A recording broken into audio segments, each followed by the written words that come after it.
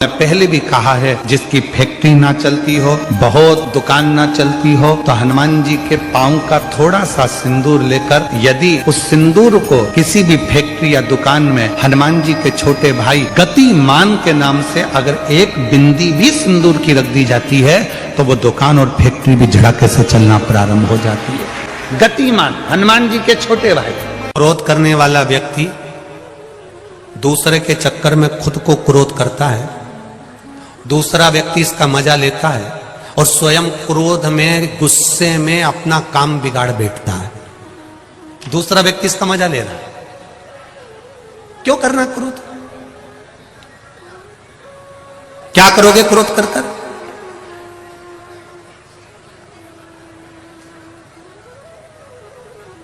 जिस समय क्रोध आए थोड़ी देर भगवान की भक्ति का रसतत्व ग्रहण करो। शिव मंदिर पहुंच गए, भगवान शंकर का गुणगान करा, स्मरण करा।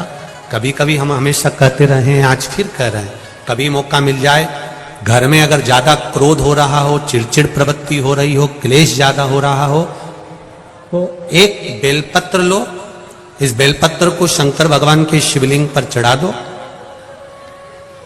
5 जगह पर जल चढ़ाना प्रारंभ कर दो। जैसे ये शिवलिंग है, ये जलाधारी है, जलाधारी के बीच में अशोक सुंदरी है, राइट में गणेश, लेफ्ट में कार्तिकेय हैं। जहां पर शिवलिंग रखा हुआ है वो पार्वती जी का स्थान है।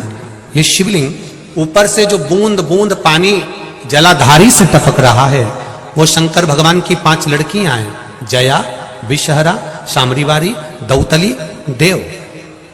5 जगह पर जल चढ़ाना प्रारंभ कर दो। अगर ज्यादा घर में क्लेश हो रहा है, गुस्सा आ रहा है, सब चिड़चिड़ कर रहे हैं, एक बेलपत्री चढ़ाओ, जल भर कर ले गए शिव जी के मंदिर। पहले अशोक सुंदरी पर चढ़ाइए, फिर गणेश जी पर चढ़ाइए, कार्तिकेय पर चढ़ाइए, इसके बाद में जलाधारी पर चढ़ाइए, फिर जल शिव जी पर चढ़ा दो अपने मन का भाव रखकर। 5 मिनट बैठ गए, शिव मंदिर में शंकर भगवान के शिवलिंग का स्पर्श करा। स्पर्श कर कर वही हाथ को लेकर अपने घर पर आ गए। दिल्ली में प्रवेश करते हुए कहीं हाथ लगा भी दिया, क्योंकि ये तो बल है मेरे शिव का, आप अंदर प्रवेश कर जाओ। ज्यादा से ज्यादा 8 से 9 मिनट लगता है। घर में कितना भी क्लेश चल रहा होता है, अपने आप 9 मिनट 10 मिनट के अंदर शांत हो जाता है। क्रोध की शांति भी मेरा शिव है।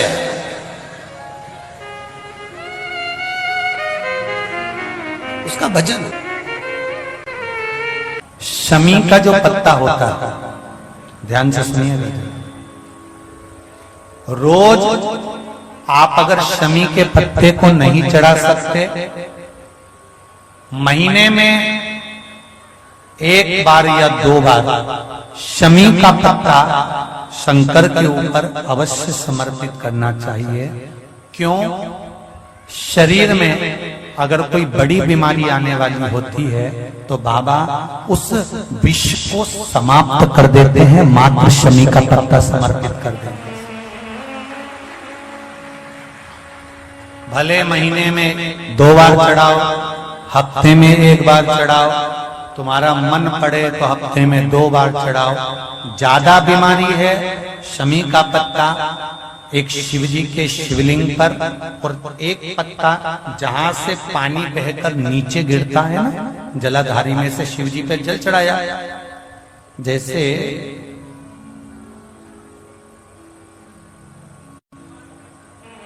ये शिवलिंग, इस पर जल चढ़ाया तो ये पानी बहकर नीचे आता है, तो जहां गिरता है एक पत्ता शिवलिंग के ऊपर और एक पत्ता जहां से जल नीचे गिरता है वहां। अगर ज्यादा बीमारी है और ऐसा लग रहा है कि डॉक्टर कह रहे हैं कि तबीयत ज्यादा खराब हो सकती है, जांचे जाएगी, ये होगा वो होगा, तो एक पत्ता शमी का ऊपर, एक पत्ता जलधारी जो बहकर नीचे आती है पर चढ़ाना। शमी का पत्र रोग मुक्ति के लिए जब चढ़ाया जाता है तो भगवान शंकर का अवधूतेश्वर महादेव का नाम लेकर चढ़ाया जाता है। कौन सा महादेव? जम के बोलो जरा। अवधूतेश्वर महादेव का नाम लेकर चढ़ाया जाता है।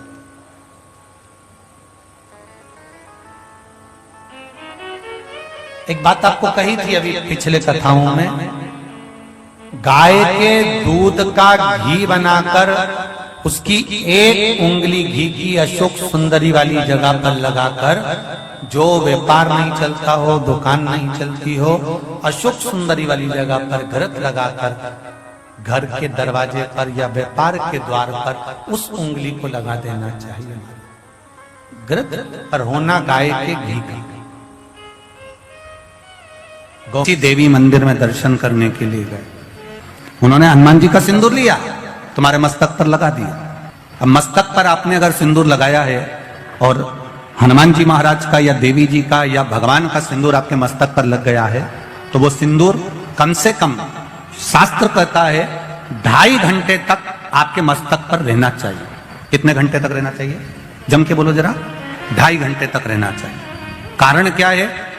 भगवान के चरण का अगर कोई कुंकू या सिंदूर हमारे मस्तक पर लगाया गया है, वो 2.5 घंटे तक रहे, उसके बाद उस सिंदूर को किसी नैपकिन, कपड़ा या अन्य चीज से पोंछ देते हैं।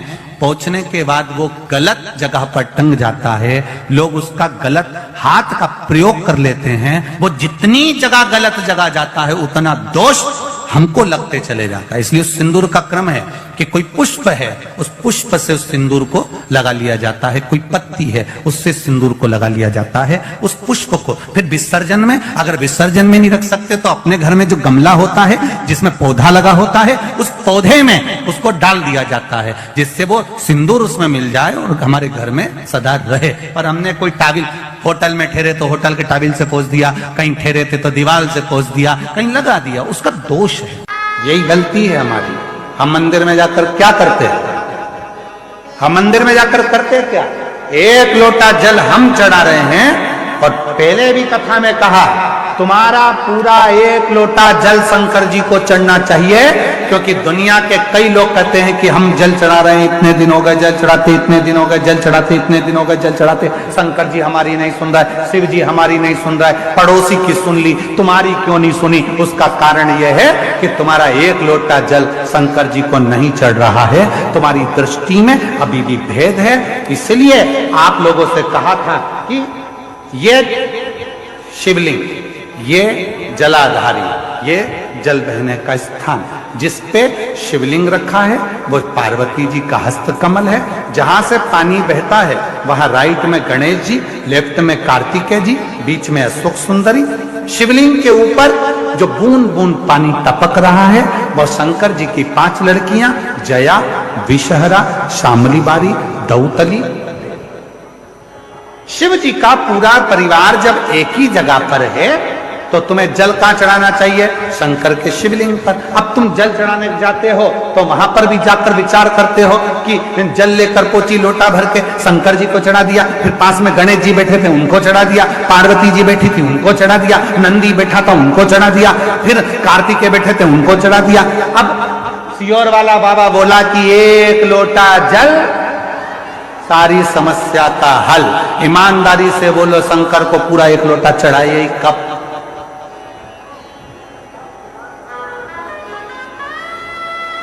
वो 1 लोटा जल लेकर गई थी, उसी में शंकर जी को चढ़ा दिया, उसी में गणेश जी को चढ़ा दिया, उसी में पार्वती जी को चढ़ा दिया, उसी में कार्तिकेय जी को चढ़ा दिया। वो 1 लोटे जल का तुमने विभाजन कर दिया।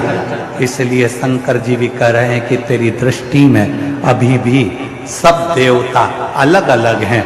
जिस दिन एक शिवलिंग में तुझे राम, कृष्ण, देवी, देवता, गणेश सबका दर्शन होने लगे, समझ लेना उस दिन तेरा दुख समाप्त होना प्रारंभ हो। दिन तेरा दुख समाप्त होना पर हम शिव के वो 1 लोटे जल को समझ ही नहीं पाते। और आप में से कई लोग होंगे जो ये गलती करते होंगे, ऐसा नहीं कि नहीं करते होंगे। 1 लोटा जल चढ़ाना, गणेश जी को चढ़ा दिया, पार्वती जी को चढ़ा दिया, नंदी को, वो 1 लोटा जल पूरा। जब हमारे यहाँ शंकर जी के मंदिर में टूटा हुआ नारियल नहीं चढ़ता, शिव जी के मंदिर में टूटा हुआ चावल का दाना नहीं चढ़ता, शिव जी के मंदिर में टूटी हुई सामग्री नहीं चढ़ती, तो आधा लोटा जल क्या करेंगे? बोले ना, पूर्ण समर्पण, पूर्ण समर्पण। और जब पूर्ण समर्पण होगा तो वो सुख अपने आप आपको मिलेगा। महाराज, शिव को रिझाना, भगवान शंकर को रिझाना बहुत सरल।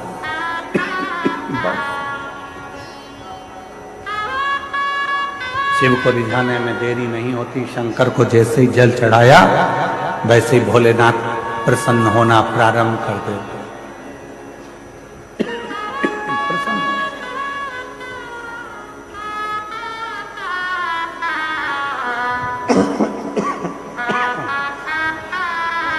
शिव करुणा के साथ एक पिता का काम है बेटी को अच्छी सीख देना।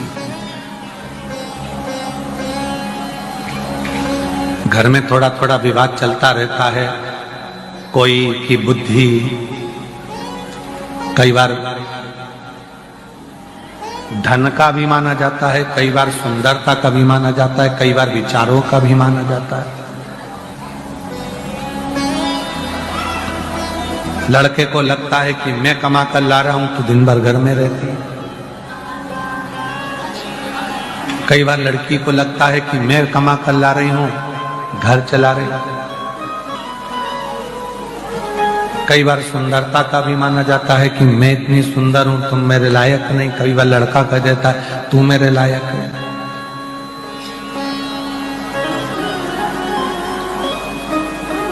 इन सभी अभिमानों से दूर हटकर यदि परिवार को सही से चलाना है तो शंकर पार्वती जी के जीवन को देखिए।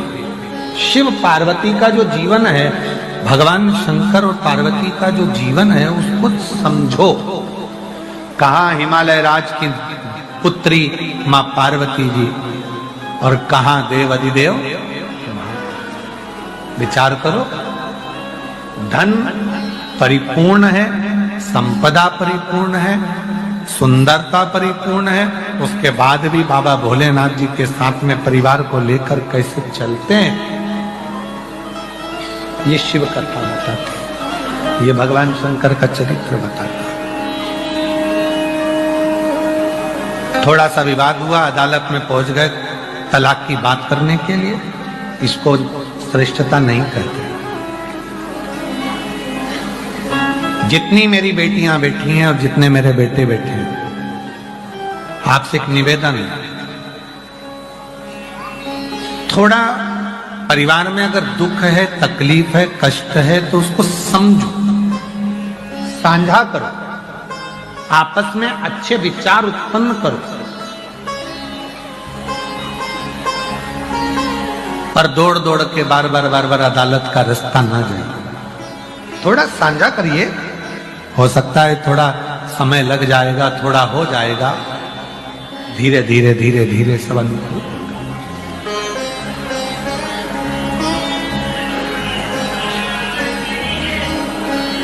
पर आज का समय ऐसा हो गया है, आज का समय ऐसा हो गया कि लोग एक अंश मात्र भी टेंशन अपने दिमाग में लेना ही नहीं चाहते। हम भी चाहते हैं कि तुमको टेंशन नहीं जाए, पर छोड़ देना क्या टेंशन खत्म हो जाएगा? रिश्ते खत्म कर देने से क्या टेंशन खत्म हो जाएगा? फोन पर बात नहीं करने से क्या टेंशन खत्म हो जाएगा? उसका मुख नहीं देखोगे तो क्या टेंशन खत्म हो जाएगा?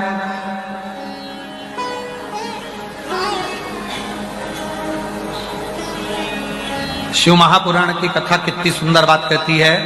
कितना भी झगड़ा हो जाए, कितनी भी लड़ाई हो जाए, कितना भी विवाद हो जाए, पर बात करना बंद बिल्कुल मत करो। खूब लड़ लो, झगड़ लो, तुम्हारी मर्जी पड़े तो आपस में कूटा कूटी भी कर लो, मना नहीं है, पर बात करना बंद नहीं करना। भाई से झगड़ा हो गया, प्रॉपर्टी खा गया, बहन से झगड़ा हो गया, कुछ लेकर चली गई, जमीन जायदाद हो गया, माता पिता से झगड़ा हो गया, भाई बंधु से हो गया, मित्रों से हो गया, परिवार में हो गया, पति पत्नी से हो गया, लड़ लो, झगड़ लो, खूब कूटा कूटी भी कर लो, मना नहीं। पर क्या बंद नहीं करना है? बात करना बंद नहीं करना। क्यों? कितनी भी कूटाकूटी हो जाए, कितना भी झगड़ा हो जाए, कितना भी विवाद हो जाए, अगर थोड़ी सी बात चलती रहती है तो एक ना एक दिन वो बात प्रेम उत्पन्न कर ही देती है। बस वो बात चलते रहे। तो वो एक लाइन याद रखो ना तुम तो, हो तुझसे मिलने के लिए तेरी कसम, तुझसे मिलने के लिए तेरी कसम, एक मुलाकात जरूर। बातचीत बंद नहीं होना चाहिए, बातचीत करो, बोलते रहो, बात करते रहो, एक दूसरे से बातों का साझा करते रहो, एक दूसरे से बातचीत करते रहो। तो जो विवाद हुआ है, झगड़ा हुआ है, लड़ाई हुई है या कोई भी बात हुई है तो वो धीरे धीरे धीरे धीरे सुलझ जाएगा, सुलझेगा, सुलझेगा जरूर, थोड़ा सा समय लग सकता है।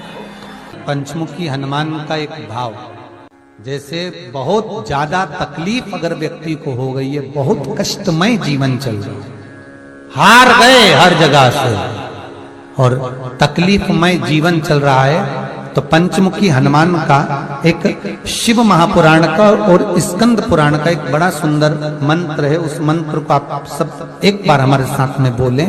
ओम नमो हनुमते रुद्र अवताराय सर्व शत्रु संहारणाय सर्व रोग हराय सर्व वशीकरणाय रामदूताय स्वाहा। बस इस मंत्र को हाथ में काली तिल लेकर, एक जौ लेकर और गूगल लेकर, थोड़ा सा इसमें गाय का घी डालकर, कंडे को या अग्नि को जलाकर इस मंत्र का 11 बार 21 बार जाप कर कर अपनी कामना कर कर छोड़ दीजिए। कैसा भी रोग हो, बीमारी हो, कष्ट हो, दुख हो, तकलीफ हो, 21 दिन के अंदर वो आनंद आना प्रारंभ कर देता है। इस मंत्र, स्कंद पुराण का, शिव महापुराण का ये मंत्र मूल पंचमुखी हनुमान सुख देंगे। और एक और चीज याद रखिए हमारा, यदि कोई काम के लिए जा रहे हो, कोई व्यापार के लिए जा रहे हो या नौकरी करने के लिए जा रहे हो और लगी नहीं रही, बहुत तकलीफ पा रहे हो, सर्विस ही नहीं लग रही, बहुत कष्टमय हो गया, तो निवेदन करूंगा 5 पीपल के पत्ते पर बेसन के 5 लड्डू घर में बने हुए, गाय के घी के 5 लड्डू रख लो, उस लड्डू के बीचों बीच एक आटे का दिया और उसमें तिल्ली का तेल डालकर इसी मंत्र का प्रयोग कर कर पंचमुखी हनुमान का किसी भी हनुमान के मंदिर में जाकर, दक्षिण मुखी हनुमान के मंदिर में जाकर उसको रख कर आ जाइए। इसके बाद आप उस काम के लिए जाइए, आपका काम सफल हो जाएगा। आपको किसी को नहीं कहना पड़ेगा कि हाथ जोड़ना नहीं पड़ेगा, किसी के पांव नहीं पड़ना पड़ेंगे, तुरंत काम होगा। बस इस मंत्र का स्मरण कर कर पंचमुखी हनुमान का भूतेश्वर जो मंत्र है, 7 दुर्गा